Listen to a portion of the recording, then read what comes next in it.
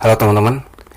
Oke, jadi tadi sore itu saya iseng-iseng instastory di Instagram. Saya tanya sama teman-teman, gimana kalau saya review gear-gear yang saya punya. Teman-teman juga pada tertarik kalau saya review gear yang saya punya. Oke, jadi gak usah lama-lama. Pokoknya tonton terus video ini sampai habis.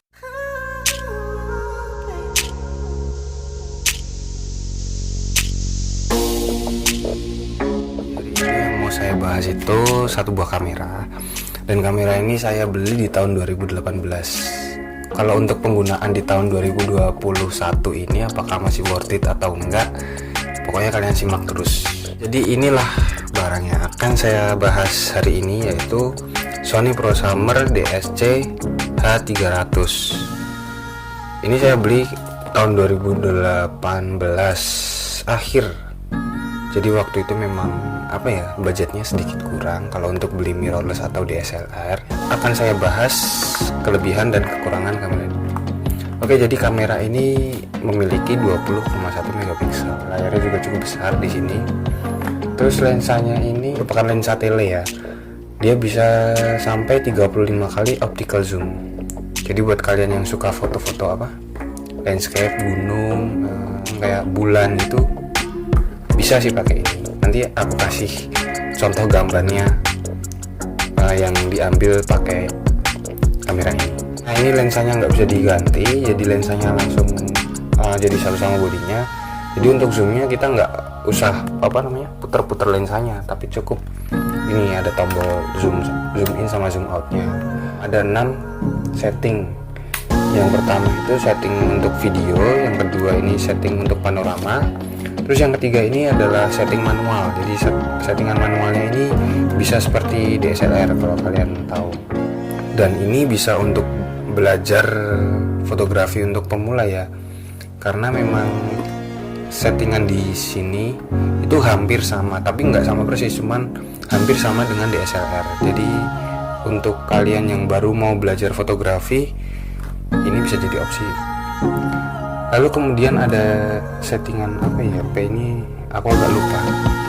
Terus bawahnya lagi ada yang warna hijau ini otomatisnya dari ProSummer ini. Setting. Terus yang paling bawah ini ada setting untuk penyesuaian. Jadi kalau kalian mau foto landscape atau foto human interest, itu bisa pakai yang settingan paling bawah sini. Oke, jadi selain itu tadi, kamera ini juga dilengkapi sama flashnya ada di sini. Jadi ini ada tombol untuk ngeluarin flashnya. Nah, jadi flashnya tuh kecil, dan ini nggak bisa dikasih flash eksternal karena ini bukan DSLR dan nggak ada hot shoe-nya di sini.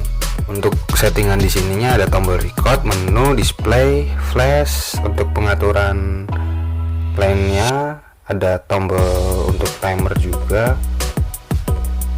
Ada ya nggak terlalu ribet lah di sini. Jadi nanti akan saya tampilkan. Cuma ini nggak ada viewfindernya nggak ada. Ribet kayak gini nggak bisa. Cuman lebih enaknya lebih jelas sih di sini.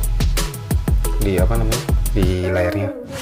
Oke, jadi setelah tadi saya jelaskan beberapa kelebihan dari kamera ini, sekarang akan saya jelaskan beberapa kekurangan yang dimiliki oleh kamera ini. Jadi kamera ini, kelemahan yang pertama yaitu dia nggak bisa diganti lensa, karena lensa sama bodinya itu udah jadi satu.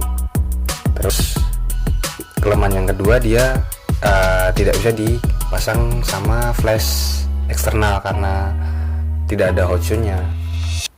Lalu untuk kelemahan yang ketiga ada di baterainya. Baterainya itu dia masih pakai baterai A2. Nah, ini kebetulan saya beli baterai yang bisa di charge ulang, jadi pakai ini.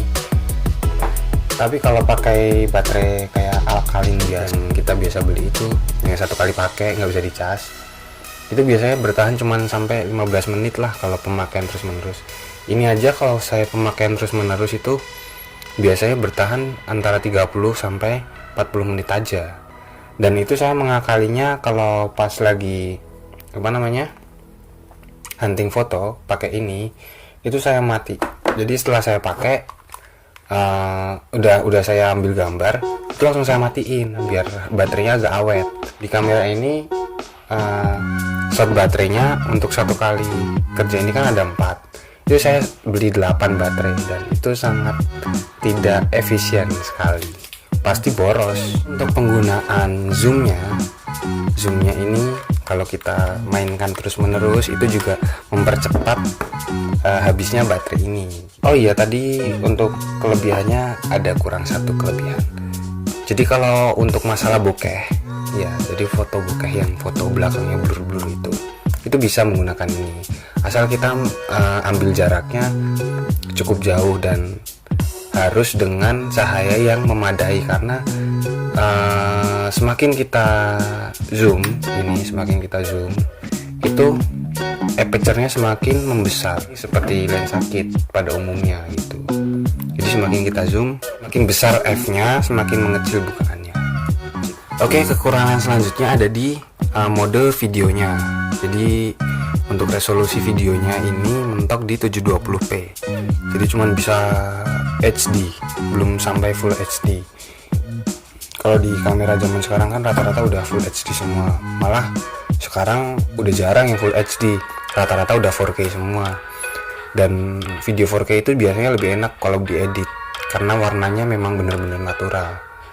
Nah, kalau ini itu FPS-nya juga masih ada di 24 FPS, jadi belum sampai 30 FPS. Jadi kalau untuk masalah video ini masih di bawah rata-rata kalau untuk zaman sekarang ya. Mungkin kalau di tahun 2017 atau 2016 ini cukup bagus.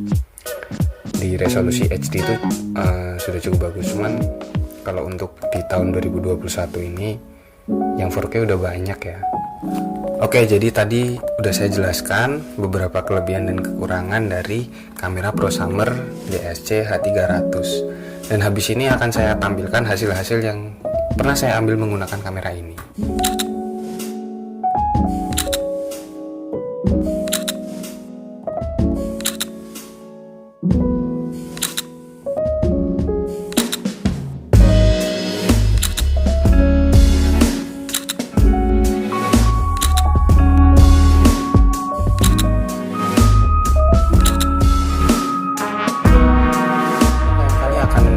Buat video untuk tes kamera ini, cuman mungkin tidak dalam waktu dekat karena saya masih banyak pekerjaan yang harus saya selesaikan.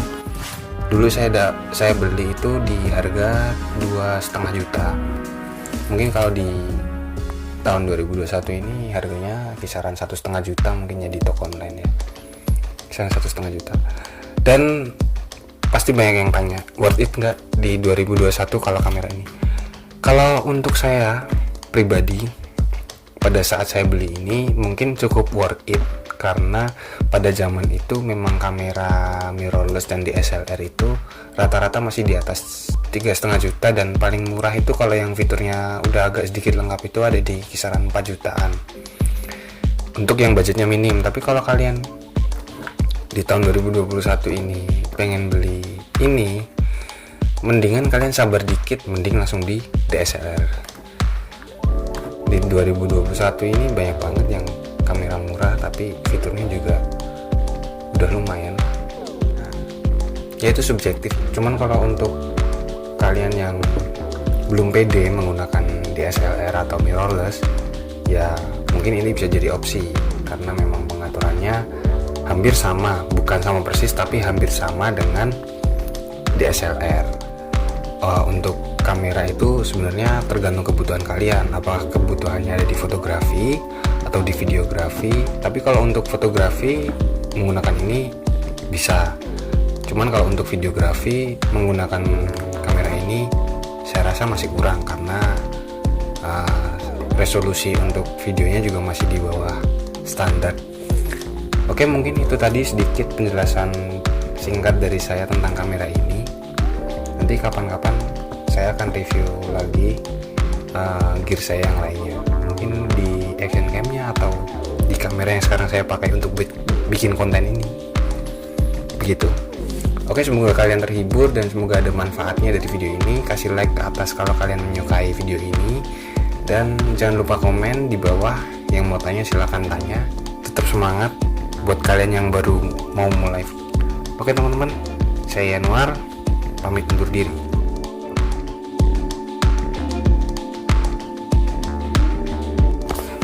Oh iya, satu lagi, jangan lupa di subscribe